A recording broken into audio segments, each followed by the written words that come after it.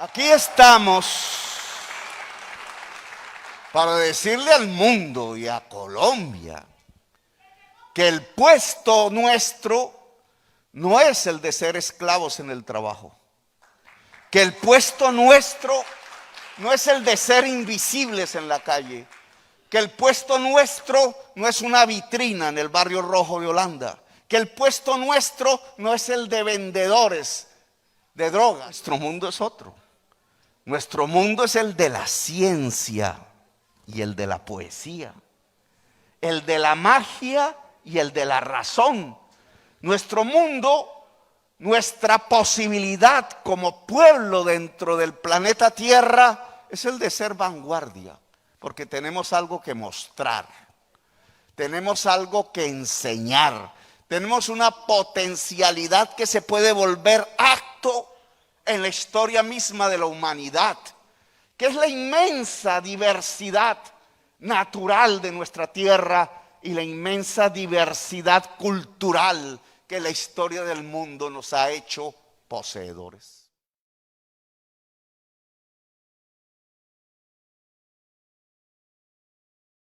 Segundo.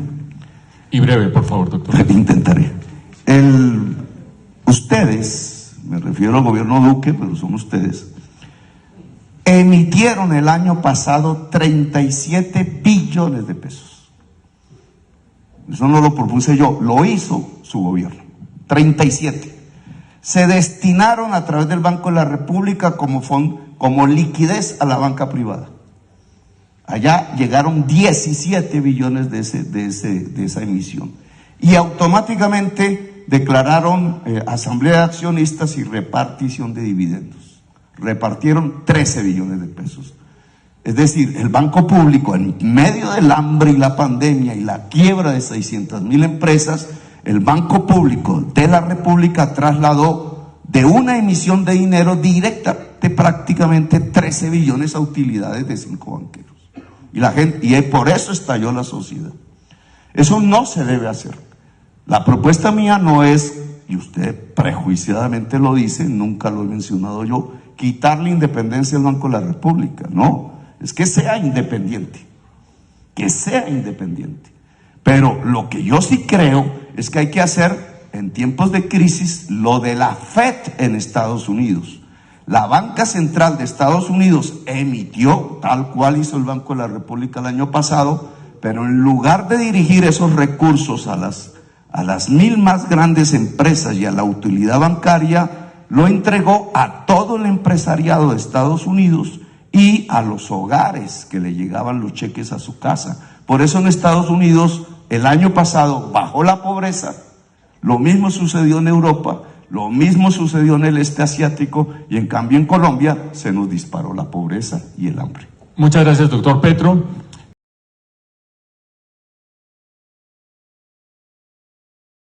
La mayor parte de los colombianos no gana salario, no está empleada en una empresa.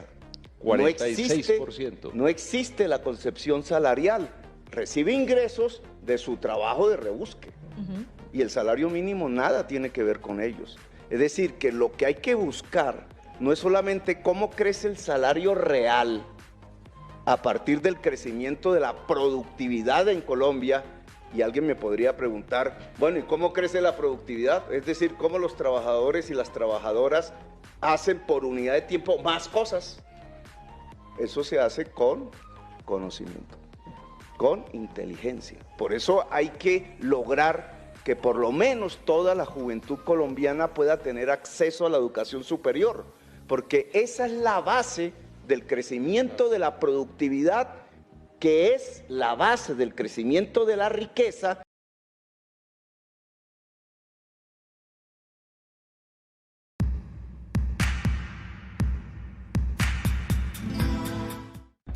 El panorama político en Latinoamérica está tomando un viraje que tiene temblando a la derecha continental aliada de Washington, pues varios países del Cono Sur ya han tomado la decisión de no seguir cayendo en las demagogias del neoliberalismo. Con Arce en Bolivia, Castillo en Perú, Boric en Chile y Xiomara Castro en Honduras, el panorama de una primavera latinoamericana cada vez está más cerca. Ahora será el turno de girar hacia la izquierda en el 2022 para Colombia. quien por primera vez está muy cerca de elegir a un gobierno alternativo a la mafia política que siempre ha gobernado en el país cafetero. Los detalles de esta historia los conocerás a continuación. Quédate con nosotros.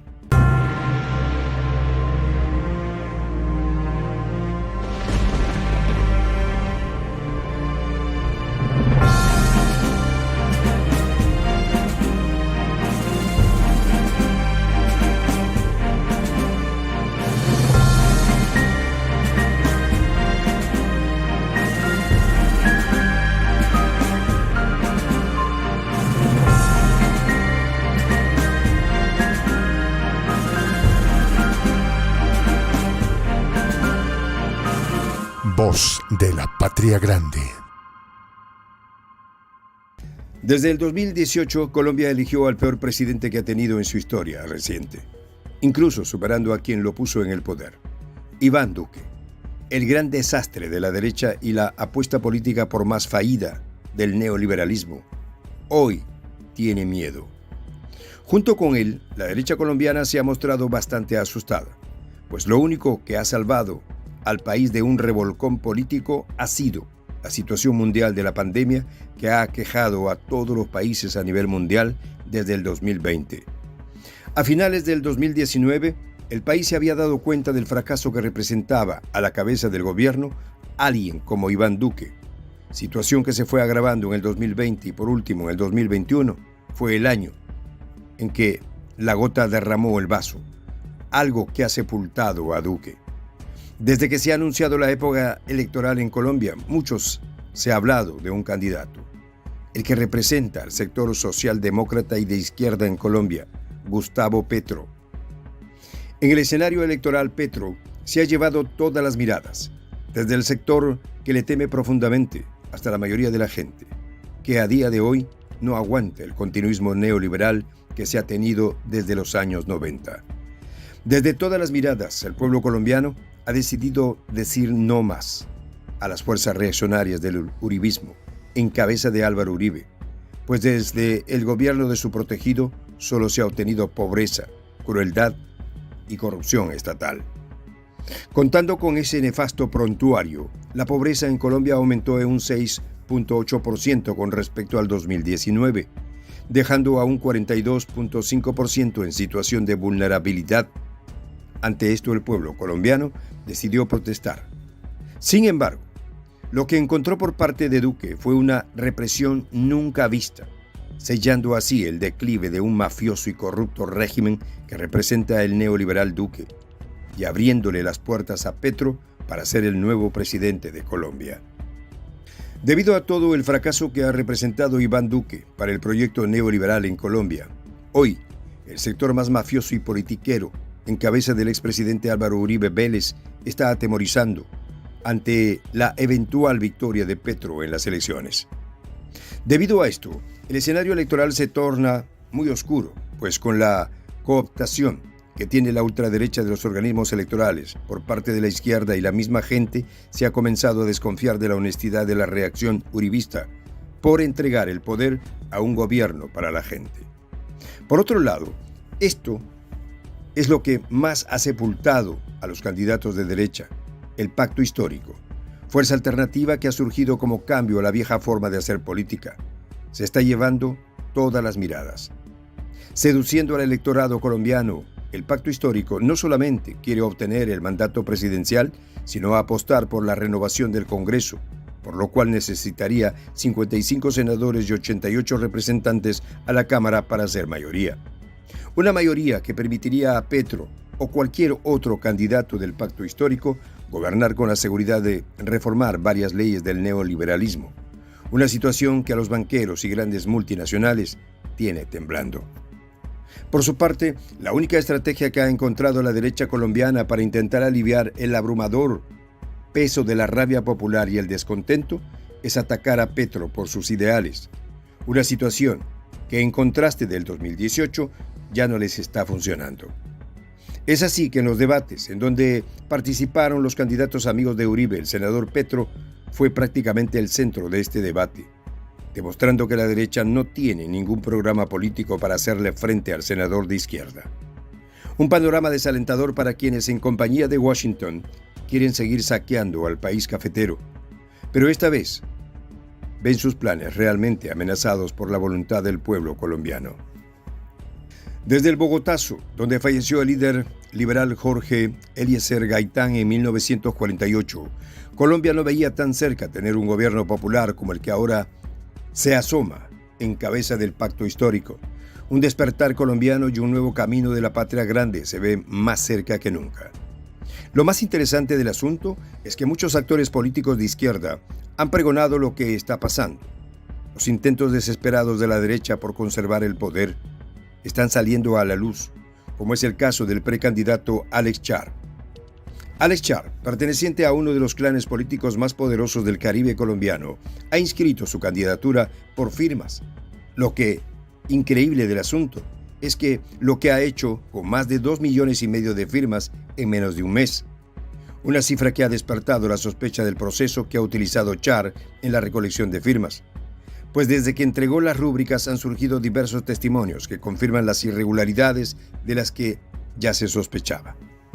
Es el caso de Valledupar, capital del departamento de César, en donde se han encontrado testimonios de vendedores informales a quienes la alcaldía de la ciudad ha sobornado con reubicarlos en un mejor puesto de trabajo si recolectaban firmas a favor de Char. Según los testimonios recolectados por un diario local, los vendedores informales aseguraban que la promesa era que si los dueños de los negocios ambulantes lograban recolectar las firmas, se les otorgaría un cupo para que pudieran ubicarse en el punto estipulado. Una situación bastante preocupante, ya que desde los funcionarios municipales se apoya al clientelismo político que, viniendo desde la familia Char, aliada de la ultraderechista Uribe, no es una sorpresa. Sin embargo, esta desesperación solo muestra que ahora en Colombia la izquierda está tomando el rumbo del camino de la patria grande. Habrá que esperar si la derecha colombiana está dispuesta a dejar que el pueblo gobierne. Soy el J, Juan José del Castillo, director del canal Prensa Alternativa. Si quieres ser parte de la comunidad de la patria grande, suscríbete a nuestro canal. Si es que quieres que te lleguen las notificaciones cada vez que subimos un video, activa la campanita. Si quieres apoyar a nuestro canal económicamente, puedes hacerlo a través de PayPal. El enlace está en la descripción del video. A nombre del equipo de Prensa Alternativa, me despido con esta expresión en el quechua milenario, Tupananchis Kama, cuya traducción es hasta volvernos a encontrar.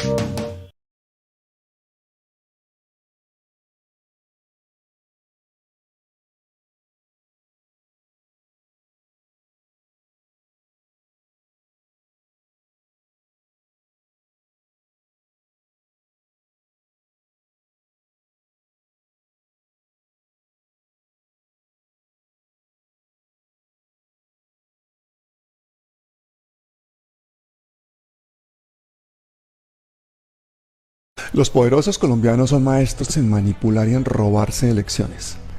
Y es en base a engaños y al uso de la fuerza que mantienen a más de la mitad de la población en la pobreza desde hace décadas. Parece ser que ya tienen preparado el fraude electoral del próximo año. Solo les hace falta celebrar elecciones, y es que además necesitan hacerlo para legitimar con nuestra participación su fraude. En los siguientes 2 programas van a ver vídeos, documentos y testimonios sorprendentes e indignantes de esa estafa monumental. Vamos a hablar con expertos y activistas que se han dedicado a estudiarla en detalle.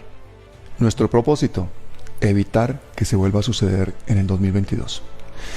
Y es que ese puñado de mafiosos que dirigen a Colombia no quieren que usted vea y mucho menos que difunda pues estos contenidos. Así que este también es un llamado a la resistencia y a la desobediencia civil. Difúndanlos. No olviden que esos súper ricos son dueños de los grandes medios de comunicación en Colombia. No quieren que repitamos lo que pasó en Chile esta semana, donde la misma gente que resistió en las calles 6 meses, luego cuidó las votaciones y en pocas horas se encargó de que el mundo entero conociera el triunfo popular. Un resultado histórico que cierra una era de dictaduras y de neoliberalismo. Para repetir el milagro chileno, millones de colombianos van a tener que salir a votar masivamente.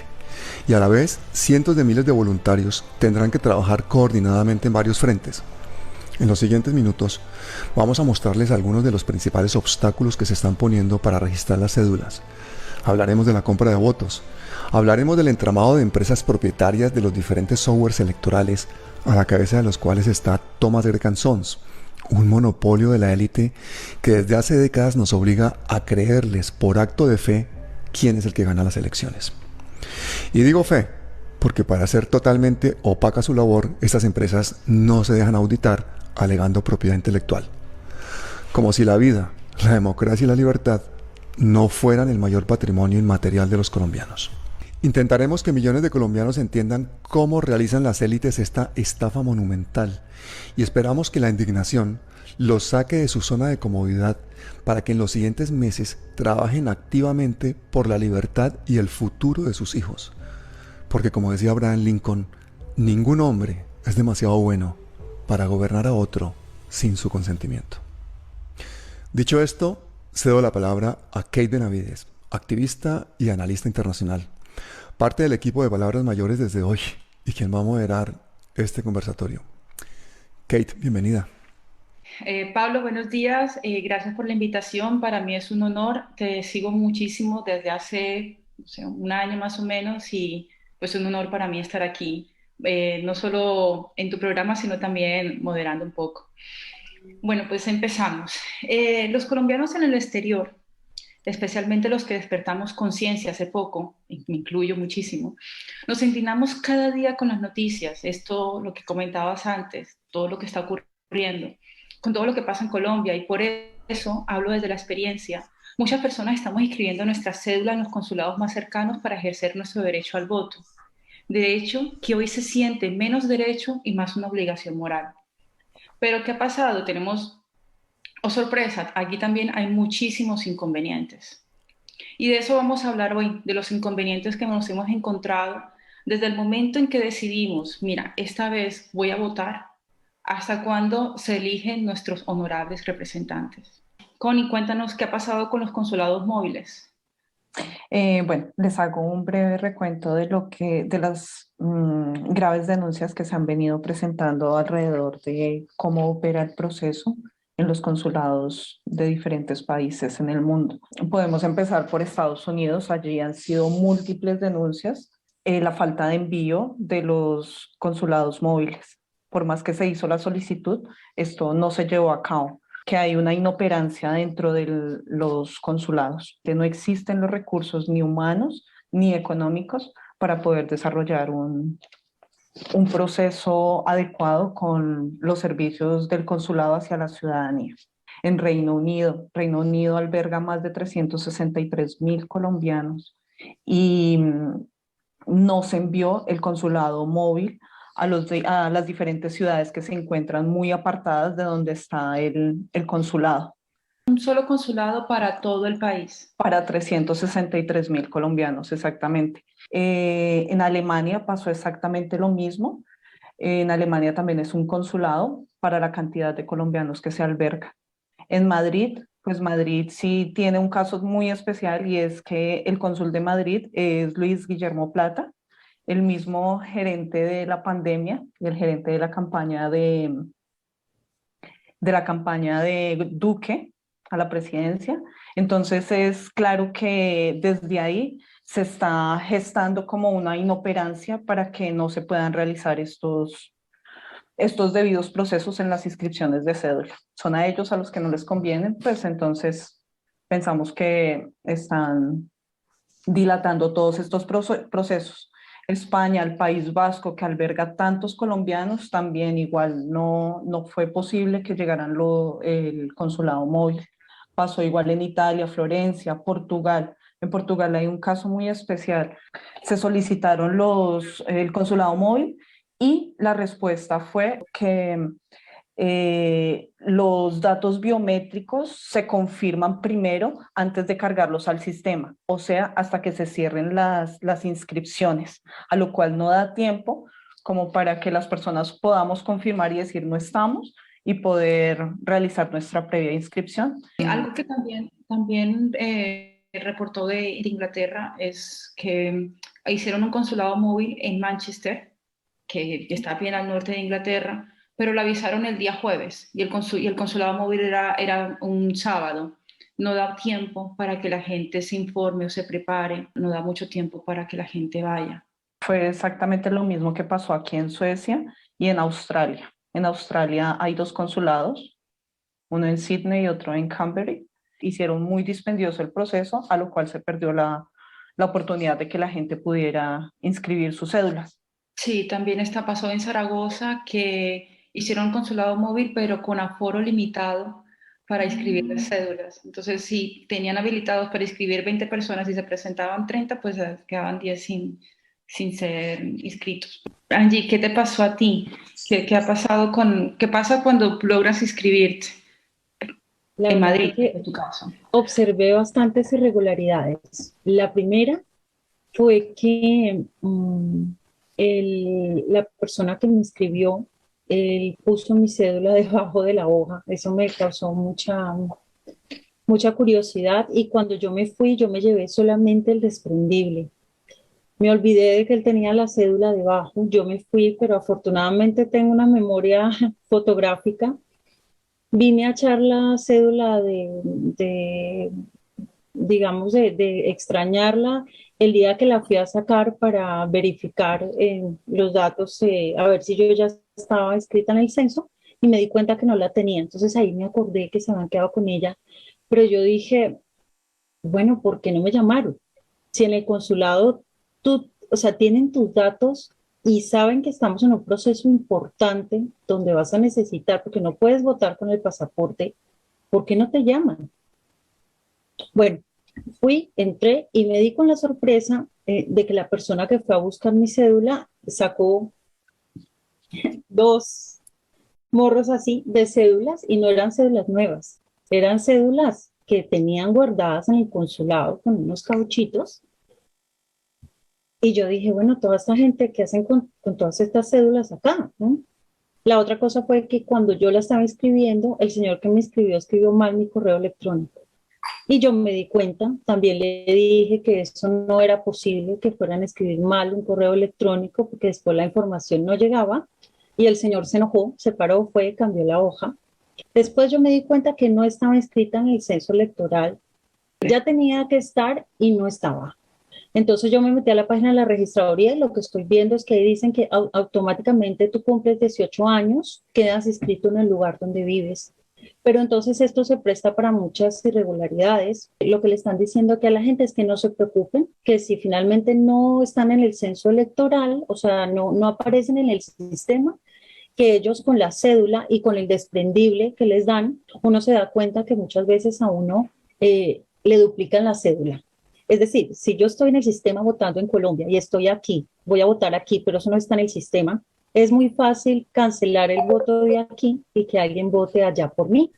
Son 200, en las pasadas elecciones 2018 fueron 238 de votación fuera del país, 238.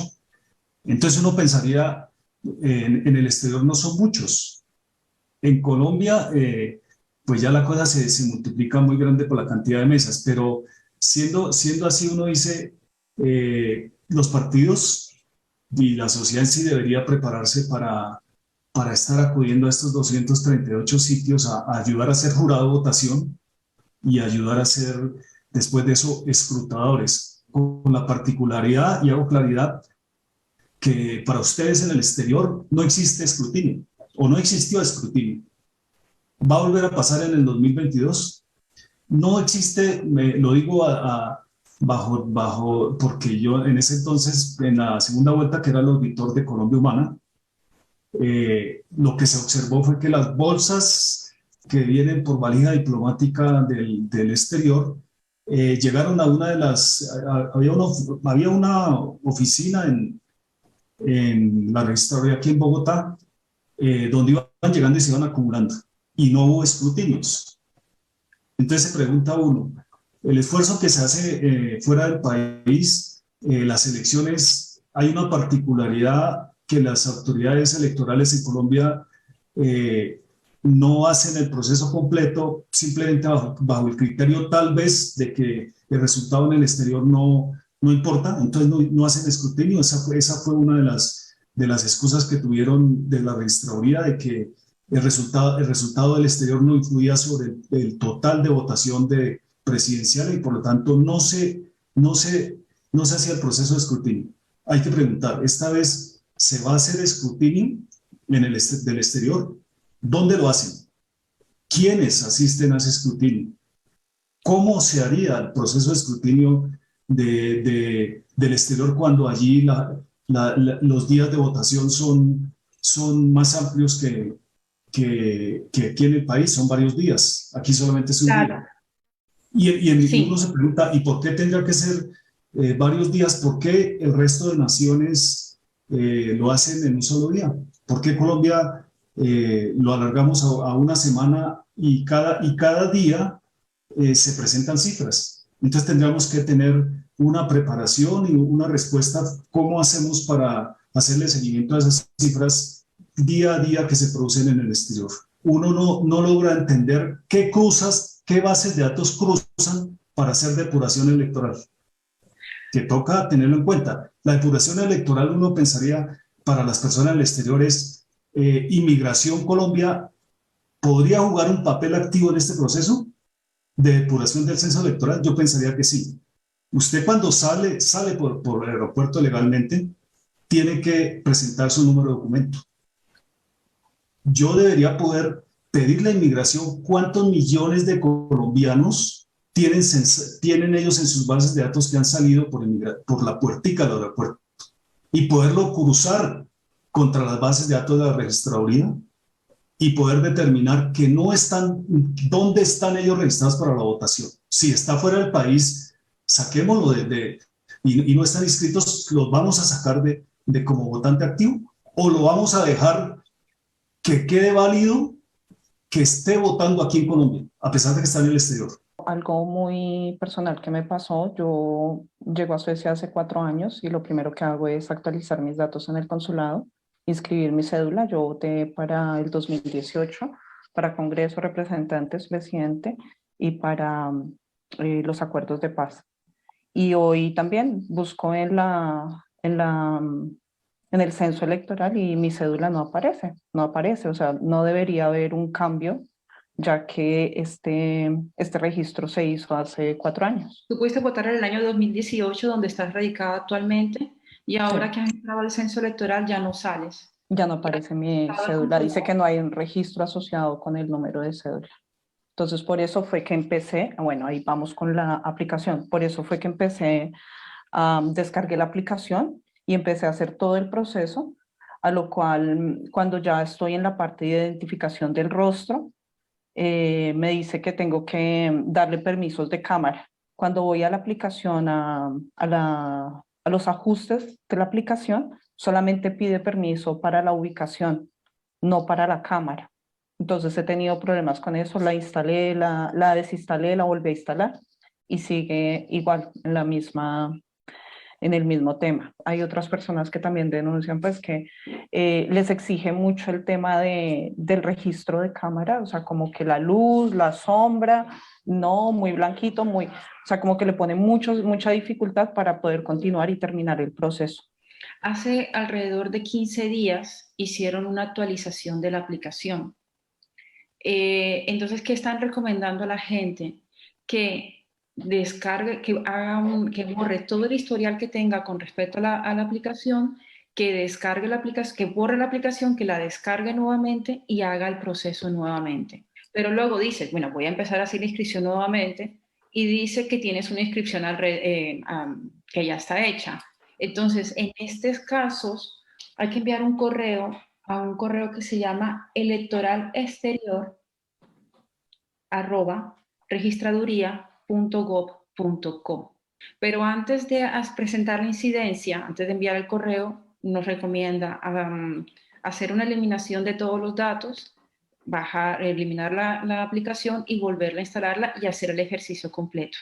No, la gente no lo sabe y sí, también a mí me han llegado muchas denuncias de personas que al final tienen que ir al consulado y entonces se vuelve a encontrar con la situación de que el consulado está 4 o 5 horas, que tiene que sacar permiso o que los consulados tienen un horario muy estricto. Luis, Cuéntanos tú qué pasa con el software electoral. Kate, perdona que interrumpa. Antes de hablar del software de la registraduría, ¿por qué no recordamos quién es el registrador? Así que los que no lo conozcan, pues que se vayan situando.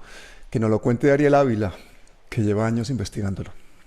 Tú sabes que yo he denunciado a ese registrador toda mi vida. Yo no sabía que iba No, a ser pero a registrador, ver, tú además. dices que el registrador es un ampón. ¿Por qué dices que es un ampón? Cuéntanos exactamente por qué dices eso. Eh, Hace 3 años, cuando estalló el escándalo de Odebrecht, a mí me llegaron unas filtraciones de unas llamadas que tenía Alexander Vega con Otto Bula y el ñoño Elías, más de 200 minutos hablando sobre el escándalo de Odebrecht. O sea, el tipo está metido.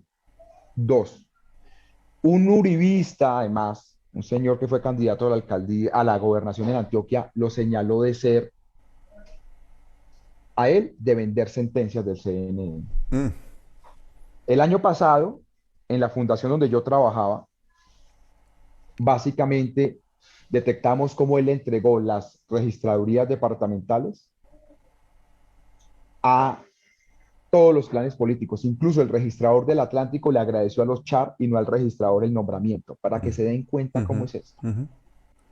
Y por si fuera poco, él participó en el famoso Pacto del Silencio para engavetar las investigaciones de Zuluaga y Santos sobre Odebrecht en el CNN. Ese es Alexander Vega. O sea, es un ampón total. Bueno, brutal. Y ahí yo, básicamente, todo eso es denunciado y luego lo nombran registrador. Pues, imagínate. Y este hombre es firme totalmente con los Char, ¿no? Es cuota de ellos, es cuota de ellos. Es cuota del, o sea, él es cuota del clan Char. Perdón por la intromisión. Ahora sí, Luis, resúmenos qué hacen los diferentes software de la registraduría y por qué debemos exigir que sean auditados. Esto es una campaña que lanzamos con Margarita hace unas semanas. Queremos saber en qué consiste y cómo se maneja esta empresa, ¿no? Si es el software de la registraduría, o mejor dicho, ¿quiénes son los dueños, los verdaderos dueños de la democracia en Colombia? ¿Qué son los componentes, digamos, en torno a este software? Pues tiene que ver con el software que hace preconteo, es el software que hace escrutinio, es el software que genera boletines, es el software precisamente el que ustedes nos están comentando, que es el de infovotantes. Ese módulo no estaba, es un software contratado y pago. Cada uno de esos módulos de software, a su vez, detrás de cada uno pueden existir contratistas que lo desarrollan, que no son precisamente Thomas Gregg. Thomas Gregg como la gran mampara bajo la cual se lidera la unión temporal. Son los que normalmente contratan y lo que hacen es un conglomerado de contratistas que cada uno hace una función. En este caso, lo que va a pasar ahora en el 2020, en el 2022, pues van a jugar con una firma temporal, que es totalmente diferente a la firma con que se funcionó en el 2018, con que se funciona en cada una de las elecciones, lo que son nacionales y los que son regionales. No tenemos derecho a auscultar el software. Esa es la tesis principal tanto del contratista como de la misma registraduría. Es software privativo, entonces por lo tanto ustedes no pueden auscultar este software como tal. Estaba comentando que para el tema de los escrutinios, el registrador sale y dice que se declaró desierta la licitación. Pero cuidado, no quedó claro para la sociedad colombiana a qué escrutinio se refería o a qué software de escrutinio se refería. Porque el contrato con Thomas Gregg, o mejor dicho, con la Unión Temporal Disproel, que es la que va a manejar 2021, que es la que va a manejar las elecciones 2022, tenía un módulo de escrutinios específico que era contratado con ellos. Ese módulo le cuesta al país cerca de 148 mil millones de pesos. Y el software que pretendían contratar, también de escrutinios, era un costo muy inferior. Son dos software diferentes. Y fíjense que estaban tratando de contratar, era un tercer software para suministrárselo, por ejemplo, al Consejo Nacional Electoral para que hiciera seguimiento al software de escrutinio, que revisara la información que genera, que iban a generar en elecciones, y el Consejo Nacional Electoral pudiera utilizarlo para hacer algún tipo de reportes y cosas por el estilo, y tratar así de ir dando cumplimiento a la sentencia del Consejo de Estado que le exige al gobierno que debe tener un software propio. Entonces, ahí tenemos que hacer una indagación. Invito al país que hagamos una indagación sobre a qué tipo de software de escrutinio se refería el registrador en la última etapa, en la cual declara que es desierta, e invitaba a la Universidad Nacional y estaban en conversaciones a desarrollar este software de escrutinios. Y a su vez, la última noticia que salió al respecto es salir y dice que el software de escrutinio lo va a suministrar la OEA. Tenemos que hacer claridad al país que para las siguientes elecciones, ¿a qué software de escrutinio estamos hablando? Y detrás de esto tendría que haber una auditoría de sistemas, pero contratada por el Estado. Entonces estamos hablando que son 7 software en principio. Podría uno contar, por ejemplo, está el tema de inscripción de ciudadanos. Ya la cuestión de cuándo es que ellos validan, actualizan, en un mundo que cada día es más interconectado, y terminan diciendo que solamente hasta el 13 de febrero va a llegarse a consolidar, pues la cosa tendría que ser cuestionada. ¿Por qué las demoras? En un mundo interconectado. Está la inscripción de candidatos. Tocaría preguntar en cada uno de esos módulos quién es el contratista que está detrás de cada uno de esos desarrollos. Viene el tema de todo el tema de infovotantes. Infovotantes es otro módulo y le cuesta al país.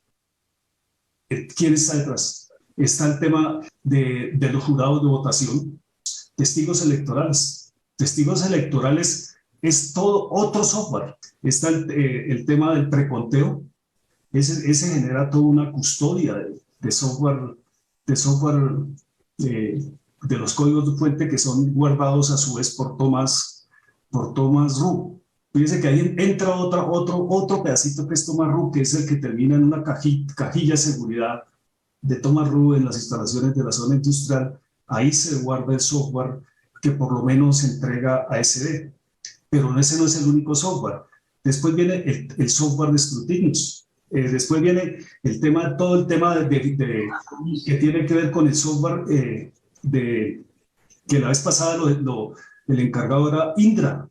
Indra es una empresa española de venta que tiene múltiples actividades dentro de eso del sector militar.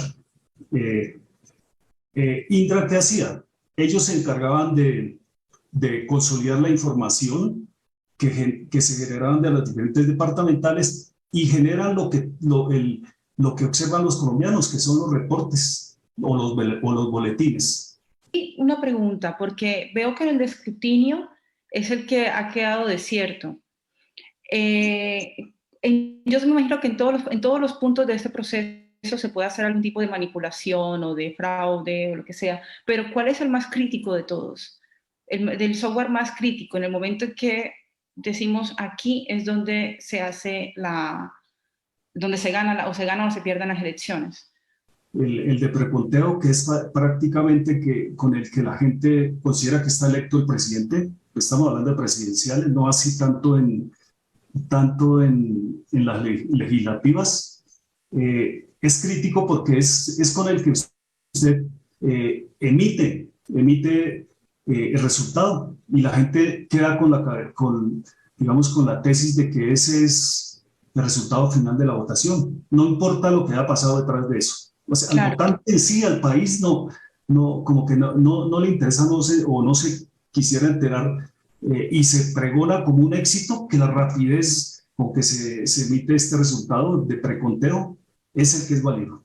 Entonces ahí, fíjense que hay un riesgo desde el punto de vista del efecto que causan las personas por conocer precisamente ese resultado, y el Estado puede decir que ese solamente es un resultado informativo, pero finalmente es el que manda. Échale el cuento al país, no, ese es el resultado que la gente valida. Ahí es donde se cambian votos, especialmente en lo que es las elecciones legislativas. Aquí es el punto donde hacemos el famoso salto del canguro, que Correcto. salen 11 votos y salen 77, por ejemplo. Sí, y el país no se entera porque no es interés, digamos, contarle al país de parte de la institucionalidad cómo es que se hace el escrutinio, que de por sí es el único elemento válido para contar votos. El escrutinio, ¿qué es lo que pasa con el escrutinio? Los jueces tienen prisa, a las 4 de la tarde empiezan los escrutinios, 4:30, se abren las comisiones escrutadoras y empiezan rápidamente a medida que llegan las bolsas a volver a leer todo lo que es los C14 de claveros para efectos de ir generando resultados. Otra vez vuelven y cuentan el voto a voto, y lo va mostrando públicamente. Entonces usted observa, procesos pueden ser muy lentos, pero Sí, en los procesos de ingeniería lo que podría dar certeza realmente no es que se digite rápidamente. Ese no es el deber ser de la ingeniería. Es que usted vuelva y cuente en los votos, vuelve y los registre en el sistema. ¿Pasa algo que el país se demore un tiempo en conocer el resultado final? No pasa nada. Lo ha demostrado quiénes, los otros procesos de otros países que han transmitido y lo transmiten públicamente durante varios días al país. Le van contando acta por acta, van contando los votos y le van mostrando al país que ese es el resultado cierto. Aquí es muy rápido, aquí es los jueces rápidamente a terminar su proceso. Los testigos, los testigos que desempeñan el papel de testigos escrutadores no tienen casi tiempo de comparar, no tienen información y solamente se limitan a mirar cómo digitan la información. Muchas gracias, Luis. Por hoy vamos a dejar el tema aquí. En la segunda parte van a poder ver cosas sorprendentes. Por ejemplo, Angélica nos va a mostrar cómo hacen la trampa a pie de mesa, incluso compra de votos, y exactamente qué es lo que debemos hacer para evitarlo. Lo que está claro es que el poder en Colombia está desesperado. Saben que jugando limpio, el triunfo de la gente es inevitable. Por eso recurren al miedo, a demonizar a la oposición, a intentar pasar por encima de la ley de garantías para usar los presupuestos de la nación, básicamente para comprar votos, a poner mordazas legales a los medios de comunicación alternativos, y sobre todo para callar a la oposición, judicializando a los manifestantes. Esta misma semana, por ejemplo, un proceso lleno de irregularidades que fue en el Consejo Nacional Electoral archivó la investigación contra la ñeñe política. Lo más grave, el investigador del caso es del partido del investigado. Petro presentó una recusación al respecto, pero no fue aceptada. Así que atentos a la segunda parte de este conversatorio, donde verán pruebas sorprendentes de cómo trabajan los maestros en robarse elecciones. Tengan muy presente que estamos a pocos meses de un momento histórico, la posibilidad más clara que hemos tenido como país de reescribir el destino. Ganar esas elecciones es el paso obligado para sacar a 25 millones de personas de la pobreza y para acabar una guerra de medio siglo. Esas son palabras mayores.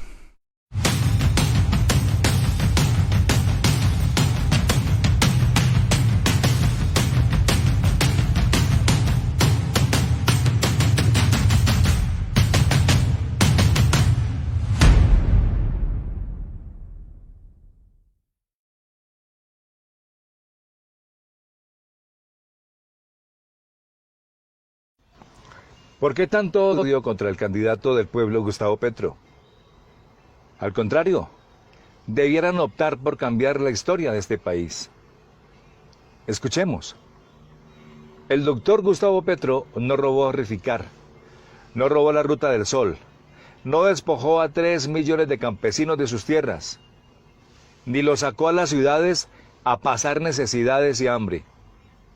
Petro no causó la desaparición de 10.000 personas en falsos positivos, ni las masacres del Aro, el Salao, La Granja, El Jardín, Pichilín, Ituango, Chengue, El Cerro, Los Montes de María, Macayepo, Palermo, Huachaca, Soacha, etc., donde murieron miles de mujeres y hombres y niños campesinos acusados de ser guerrilleros. Ni tampoco tiene un hermano de nombre Santiago Uribe Vélez, preso por este genocidio. Petro no vendió la quebrada Rancherías en La Guajira, que dejó sin agua a esa población y parte de la costa atlántica. Petro no creó los hornos crematorios. Petro no acabó con las pensiones y la salud en Colombia. Petro no perjudicó a los trabajadores y pensionados con la Ley 50, con la Ley 789, la Ley 100, el Acto Legislativo 01 de 2005, eliminación de la Mesada 14. Petro no vendió Isagen, ni Ecopetrol, ni el Seguro Social, ni Telecom, ni las electrificadoras de Cundinamarca, Santander del Norte y Sur, Costa Atlántica y el Valle. Petro no vendió a Paz del Río. Petro no acabó con Interbolsa. Petro no vendió a Empresas Chivor. No vendió a El Guavio. Petro no acabó con las empresas públicas en Pereira, etcétera, etcétera. Petro no se robó a Reficar, ni Salucop, ni la Ruta del Sol, ni Odebrecht.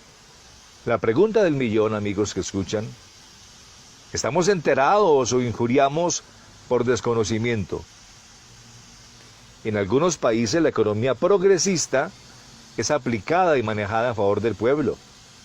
Tenemos ejemplos: Costa Rica, Uruguay, Escocia, Dinamarca, Finlandia, Noruega, Suecia, Suiza, Luxemburgo y otros más. Solo se necesita un cambio en la historia de este país para que este hermoso país, nuestro país, deje de sufrir.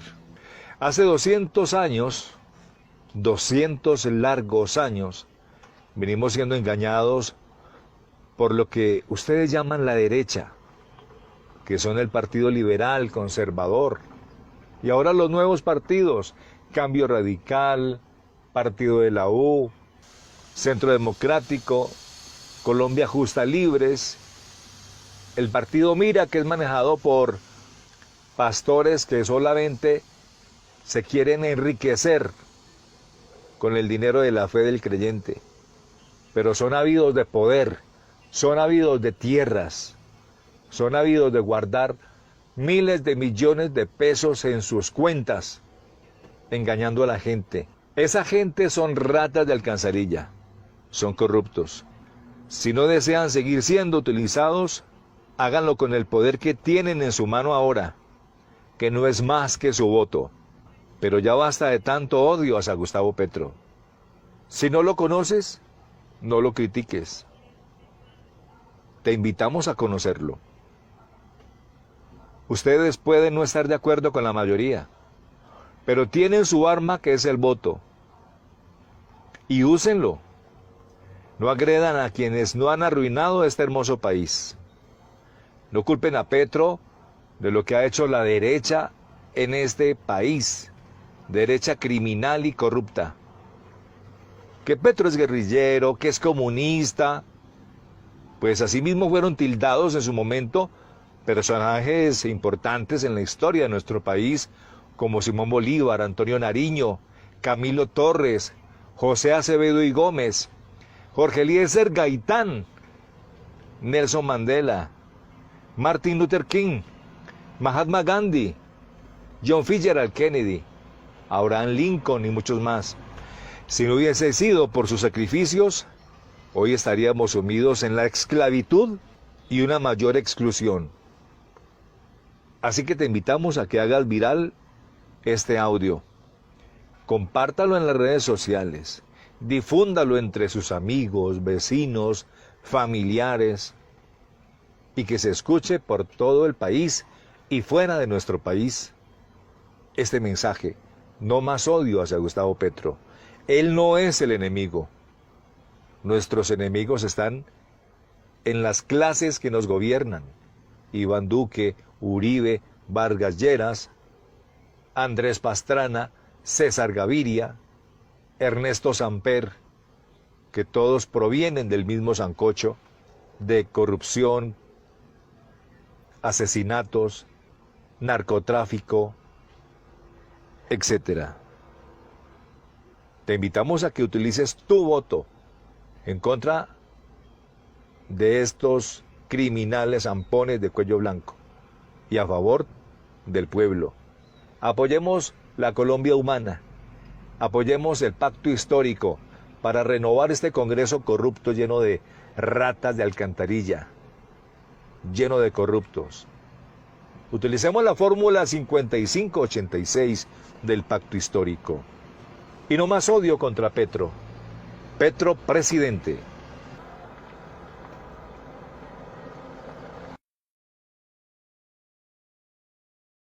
¿Qué decirle a las personas en norte de Santander que piensan por la cercanía con Venezuela que nos volveríamos o se volvería el país igual o peor que Venezuela? En cuestión si ganara un representante del pacto histórico. Esa pregunta me la hacen en todas partes, entonces no es, y todos los días, porque obviamente es el caballito de batalla de la contracampaña. En esto aconsejo, hay que tener cuidado. Se construyen fake news, ustedes saben cómo es eso, pero son muy difíciles de detectar en redes masivamente, pero siempre un fake news busca que un medio de comunicación lo legitime, y a veces lo legitima simplemente haciendo la pregunta. No te estoy criticando, sino para tener cuidado. Cuando una revista de una señora que no me quiere nada coge los fake news y los vuelve, claro, le pone un signo de interrogación así muy sutil, muy venenoso, pero igual te está diciendo lo mismo que el fake news, pues lo hace con una intención que no es periodística, es propagandísticamente política. La pregunta es pertinente porque los fake news viven permanente todos los días bombardeando a la ciudadanía toda, diciendo que es que nos vamos a volver como Venezuela. Colombia ya es como Venezuela. Primero, esa es la primera respuesta, ya es. Por muchas razones. Allá se criticó que se querían relugir permanentemente, que concentraron el poder judicial, los poderes públicos en manos de una sola persona. Pues aquí también. O aquí no se querían reelegir permanentemente. ¿Ustedes saben quién? El imputado. ¿Cuál es la diferencia? Ratificado. Que aquí se concentró el poder público. Es que les ha quedado por fuera, sobre todo, pedazos del poder judicial, porque la fiscalía la tienen toda. Tienen, el Banco de la República de Colombia perdió su independencia constitucional. El Banco de la República es un apéndice del Centro Democrático. O sea, tienen la política monetaria del país, incluso del próximo gobierno, porque ellos ya cogieron ese control. Tienen todos los órganos de control, la Procuraduría, Contraloría, etc. Tienen el Ejecutivo. Es decir, hicieron lo mismo que en Venezuela. Hicieron lo mismo que en Venezuela. Lo que pasa es que aquí la oposición colombiana ha sido un poco, con el respeto, más capaz que la oposición venezolana. ¿Qué más es igual? En la economía. Digamos, por tradición de hace un siglo, como los venezolanos dependen del petróleo desde hace un siglo, nosotros no. Muchos colombianos iban allá buscando la riqueza petrolera, millones viven allá, y ya tienen hijos binacionales, etcétera. Ya es una comunidad que nadie puede ni allá atacar ni aquí, que es, digamos, tiene raíces en la sangre. Pero esa dependencia del petróleo, de la economía venezolana, los acabó. Los acabó. Cualquier periodista me puede decir, sí, pero no solo fue por depender del petróleo, sino porque hubo una actitud antiempresarial, junto La economía colombiana se desploma porque básicamente se cae el precio internacional del petróleo. En Colombia también. Toda la política de los últimos 40 años ha consistido en cómo dejar de depender de un producto agrario como el café, que daba 1,5 millones de puestos de trabajo, y pasar a depender del petróleo y del carbón. En el año 2013 exportamos 40.000 millones de dólares en petróleo y en menor medida en carbón. Es lo mismo. Y como se nos cayó el precio internacional, porque se cae el precio internacional tanto para venezolanos como para colombianos, pues aquí entramos en crisis económica y por eso aumentó el hambre. Entonces, ¿quién tiene más hambre? Imagínense esa competencia. ¿Quién tiene más hambre? ¿Los del Táchira o los del norte de Santander? ¿Los de Venezuela o los de Colombia? Entonces, esa competencia no nos sirve. A ver, ¿quién gana en el campeonato mundial del hambre? No, el mismo modelo económico dependiente de combustibles fósiles que existe en Venezuela y que el gobierno venezolano ha profundizado y que existe en Colombia y que el gobierno colombiano ha profundizado, ha llevado a una catástrofe social a ambas sociedades. Entonces, ¿yo qué estoy proponiendo? Es un modelo diferente, que es agricultura, agroindustria y industria, basada en el conocimiento y en energías limpias. Esa propuesta mía ni se implementa en Venezuela, ni se implementa en Colombia. Es una propuesta nueva.